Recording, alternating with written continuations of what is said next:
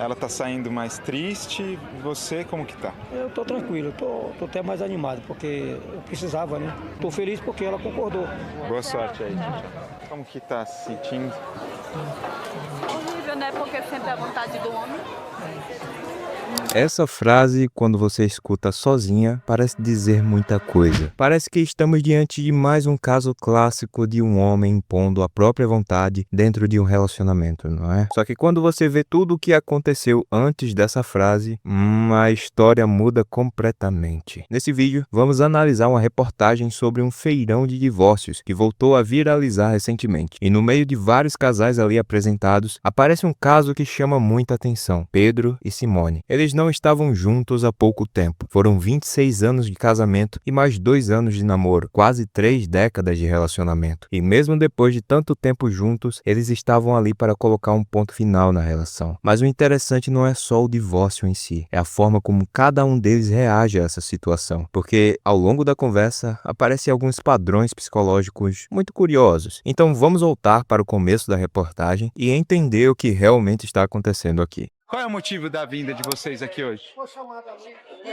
É particular, meu irmão, eu não vou falar nada. E quem que pediu o divórcio aqui de vocês dois? Eu Você? Por que que o senhor decidiu? não tinha mais como reconciliar. Não tinha mais como a gente reconciliar, né? E como que é o diálogo, assim, nesse momento? Não tem diálogo. Não tem diálogo. Não tem, começa a falar é discussão. E aí não. Não, a gente sempre se entendeu sim. Porque ele é orgulhoso. A primeira coisa que chama atenção é o comportamento de Pedro. Ele fala pouco, não entra em detalhes. Aparentemente ele não quer nem dar entrevista, não quer transformar aquilo em um espetáculo. Mas ele diz duas coisas: foi ele quem pediu o divórcio e não existe mais a possibilidade de reconciliação. Isso já é curioso porque situações de separação, principalmente quando são dolorosas, costumam vir acompanhadas de muitas emoções. Emoções essas que aparecem na forma de discussão, acusação ou ataque. Mas estranhamente ele está extremamente contido. Até parece que ele construiu uma espécie de casca para lidar com essa circunstância. E esse é o primeiro padrão psicológico que a gente pode ver nessa história. Para não chamar de casca, vamos chamar de limite emocional. Pedro não está tentando convencer ninguém ali. Ele só está comunicando uma decisão. Agora vem a parte mais importante para o contexto da história. Quando o repórter pergunta o que aconteceu para o casamento acabar, o Pedro faz algo interessante. O que aconteceu para o casamento ter acabado? Ela vai te responder. Eu traí ele e aí agora ele é orgulhoso e não aceitou. Se fosse com você aceitava? Que foi carência. A pessoa me deu muita atenção, cuidou de mim e ele não estava mais cuidando. Esse momento muda completamente o contexto da história, porque agora fica claro que o fim do relacionamento está ligado a uma traição. E é a própria Simone que explica o motivo. Ela disse que estava carente, que outra pessoa deu atenção, cuidou dela, demonstrou carinho, coisas que, segundo ela, já não estavam acontecendo no casamento. E aqui precisamos considerar uma coisa: relacionamentos muito longos realmente passam por fases difíceis. Quando duas pessoas ficam décadas juntas, é normal que a dinâmica mude. Rotina, trabalho, responsabilidade, tudo isso pode esfriar a relação em algum momento. Então é bem plausível imaginar que ela tenha realmente se sentido negligenciada. Mas aqui surge uma pergunta difícil. Se um relacionamento começa a esfriar, se uma pessoa começa a se sentir emocionalmente negligenciada, isso justificaria uma traição? Algumas pessoas vão dizer que sim, outras vão dizer que não. Mas independente da resposta, existe um fato que não muda. Em um relacionamento tradicional, existe um acordo implícito muito claro: monogamia. Se o casal não combinou outra coisa, esse é o padrão. Alguns podem até falar: mas se não for dito nada antes, não teve acordo nenhum. Certo, eu entendo de onde vem essa lógica, mas relações e a sociedade de forma geral também funcionam com acordos implícitos, não é? Em uma cultura onde o padrão do casamento é o monogâmico, a exclusividade é uma expectativa básica, seja isso certo ou não. Então, diante de tudo isso, quando uma traição acontece, não é apenas um erro momentâneo, é a quebra de um acordo que pode ser central na relação. E é exatamente assim que o Pedro aparentemente está interpretando a situação, porque olha o que ele diz logo em seguida. Se fosse com você aceitava? Aí é uma questão pessoal, né? Mas comigo não é assim. Traição pra mim é final de relacionamento. Hoje o sentimento é pouco.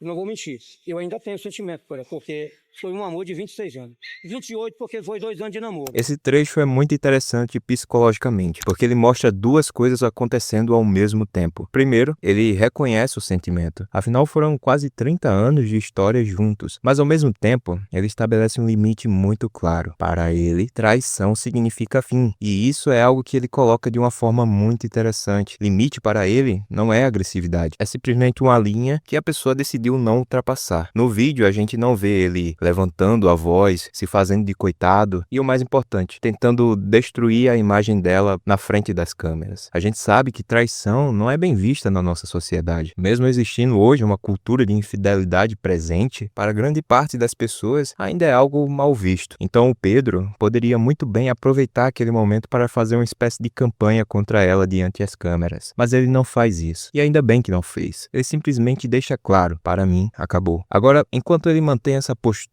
começa a aparecer um segundo padrão psicológico na conversa. E você pode ver isso nesse trecho. Eu traí ele, e aí agora ele é orgulhoso e não aceitou. Que foi carência. A pessoa me deu muita atenção, cuidou de mim, e ele não tava mais cuidando. E ninguém é perfeito, não. E ele se acha muito perfeito. Acha. Percebe como a narrativa começa a mudar pouco a pouco? A decisão foi dela, mas a explicação começa a se deslocar. Primeiro, para a carência, depois, para a falta de atenção dele. E em outro momento ela chega a dizer que ele se acha muito perfeito. E, como eu disse antes, entendemos perfeitamente o que ela está dizendo. A gente não sabe a possível situação que realmente aconteceu ali. A gente não sabe o que os dois viveram de fato. Mas estamos analisando o que ela está falando e não julgando o que ela fez. Ela fala que cometeu um erro. Ela assume isso, mas ao mesmo tempo começa a se justificar. Esse tipo de movimento psicológico é muito comum. Todos nós fazemos isso. Quando assumir completamente a responsabilidade é doloroso demais, o cérebro tenta reorganizar a história de forma que o erro pareça menos central. Isso não significa necessariamente manipulação consciente. Muitas vezes é simplesmente uma forma de autoproteção emocional. Ela não quer mais sentir a dor de ter feito algo irreparável no seu relacionamento, entende? Só que esse mecanismo de proteção tem um efeito colateral importante. Ele impede que a pessoa encare diretamente a própria responsabilidade e cresça como pessoa. Enquanto isso, o comportamento do Pedro continua praticamente o mesmo durante toda a entrevista. Inclusive, existe um momento interessante quando a defensora pública intervém antes de assinar os papéis do divórcio. É uma decisão que tem que ser tomada com muita seriedade, porque o senhor acabou de dizer para mim que ainda tem um sentimento Muito por ela. longe, mas não o fato de eu querer morar com ela um dia. Porque se acontecer agora da gente divorciar e vocês, por algum motivo, quiserem retomar, vocês vão ter que casar. Não, lá do meu lado não tem voto. É precipitado em tudo. Eu, por mim, não. A Minha mãe decisão, também. se ela não quiser assinar divórcio também, eu não digo nada. Eu vou entrar no advogado e daí a gente vai fazer, porque da meu lado está decidido. Mas pra estar aqui, ela já disse que vai assinar. Ou como que vai ser assim? Eu vou por causa que fica, né, o tempo todo, tô ficando muito sufocada, não tô legal, tô com isso, depressão. Esse momento deixa claro que a decisão dele não foi tomada somente racionalmente, mas sim também emocionalmente, mesmo existindo o sentimento. E isso é algo que muita gente acha que faria no lugar de Pedro, ser o mais racional possível e deixar o emocional traiçoeiro de lado. Porém, a realidade é que isso raramente acontece, porque existe uma ideia muito comum de que se ainda existe amor, então sempre existe uma possibilidade, uma chance de reconciliação. Mas nem sempre é assim, né? Às vezes o sentimento continua existindo, o amor está ali, mas a confiança não. E quando a confiança quebra, é muito difícil reconstruir a relação. Difícil, mas não impossível. Agora chega a parte mais aguardada da reportagem. Depois do divórcio concluído, o repórter conversa separadamente com os dois. E aí, Pedro? Tudo jóia? Tudo bom? Tudo. A gente viu que ela ficou sentida, né? Ela tá saindo mais triste. Você, como que tá? Eu tô tranquilo, eu tô até mais animado, porque eu precisava, né? Eu preciso tomar minha vida, né? E então eu precisava desse divórcio. E tô feliz porque ela concordou.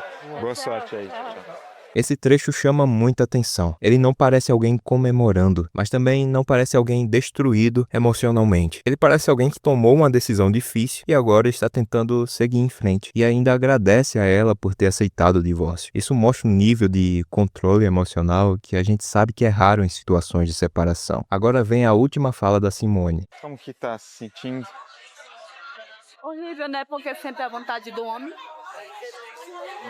E é exatamente aqui que a história muda de enquadramento. Até esse momento, o que vimos foi a história de um casal específico, que passou por um desgaste, houve uma traição e chegou a um divórcio. Mas, nessa última frase, a narrativa é ampliada. De repente, o problema deixa de ser apenas entre duas pessoas sobre um erro e passa a ser apresentado como algo estrutural entre homens e mulheres na sociedade. E esse é um ponto psicológico interessante. A gente já entendeu aqui que quando a pessoa está sofrendo muito, é comum que ela procure explicações que diminuam o peso da responsabilidade individual. Todo mundo faz isso em algum momento da vida. E isso é tão verdade que, nesse caso, foi mais confortável apontar para uma injustiça estrutural do que aceitar que uma decisão própria levou àquela consequência infeliz. Agora, alguém poderia até perguntar, então você está dizendo que não existe influência de estruturas sociais como o patriarcado nos relacionamentos? Não, o ponto não é esse. O ponto é que, naquele momento específico, essa explicação apareceu quase como uma última tentativa de lidar com a dor da situação, uma forma de defesa psicológica. E sinceramente, isso provavelmente diz mais sobre o processo emocional dela naquele momento do que qualquer grande análise social que a gente poderia fazer aqui. Agora, olhando para a história completa, fica difícil ignorar uma coisa. O Pedro apenas exerceu seus direitos depois de uma traição. E o que eu quero que realmente fique após esse vídeo é justamente isso, mostrar, principalmente para os homens, que é possível sim encerrar um relacionamento com firmeza sem transformar aquilo em uma reportagem do Cidade Alerta. A gente sabe que quando um homem é traído perante a sociedade, isso é algo que pesa de forma diferente em comparação às mulheres. Muitas vezes ele é visto como fraco, como alguém que não deu conta sexualmente ou alguém que, como dizia antigamente, né, não honra as próprias calças. Esse tipo de mentalidade ajudou a alimentar uma cultura horrível de crimes de honra no Brasil. Uma lógica distorcida onde, para alguns, reagir com violência parece quase uma forma de recuperar o seu respeito. Mas não precisa ser assim. Não precisa de escândalo. Não é necessário vingança. Às vezes, maturidade emocional é simplesmente isso que o Pedro fez. Reconhecer que algo acabou e seguir em frente com dignidade. Não é fácil, ninguém está dizendo que seria. Mas no fim das contas, é o caminho mais saudável. Se não pelo outro, faça isso por você.